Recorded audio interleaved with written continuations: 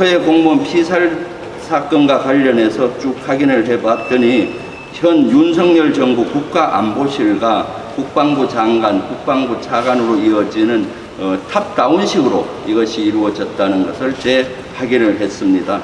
5월 24일 날 NS 실무 조정 회의를 했습니다. 여기에서는 국방차관이 참석을 했고 안보실 1차장이 주관을 했습니다. 그래서 정보공개 소송과 관련됐고 또 여기에 대한 내용들이 토의가 된 것으로 확인이 됐습니다.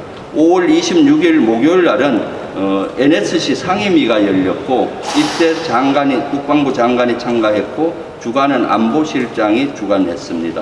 이때도 이와 관련된 토의가 있는 것으로 확인이 되고 있습니다.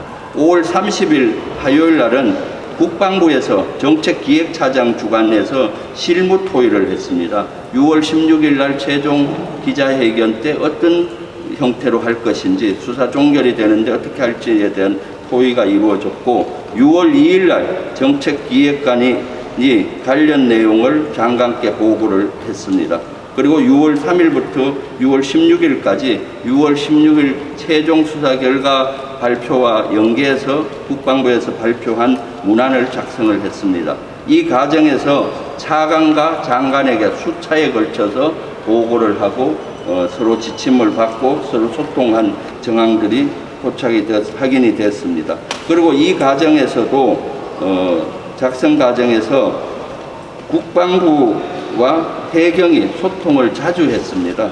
국방부 정책기획과장과 해경청 형사관리과장 대리와 자주 소통을 하면서 수사 결과와 또 국방부 피지 이런 것들이 공유된 것으로 추정을 하고 있습니다.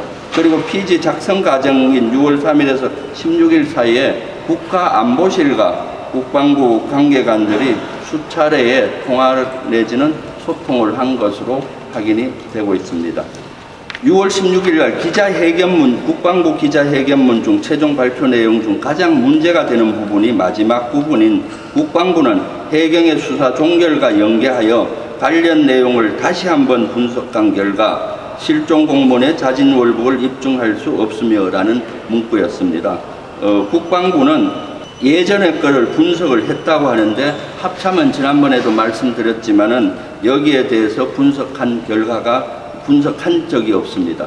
이것을 하려면 합참정보본부가 다시 분석을 해야 되는데 그런 과정 없이 장관, 차관, 정책기획국이 이것을 작성을 한 것으로 확인이 됐습니다. 지금 최종적으로 국방부 입장은 뭐냐라는 질문에 국방부에서는 2년 전 정보 판단서에 나오는 월북 추정 그것이 현재도 유효하고 맞다. 그렇지만 단지 6월 16일 날 발표는 해경청에서 수사 종결 보고 발표를 하니 국방부도 어쩔 수 없이 따라서 발표를 한 것이다 라고 답변을 했습니다.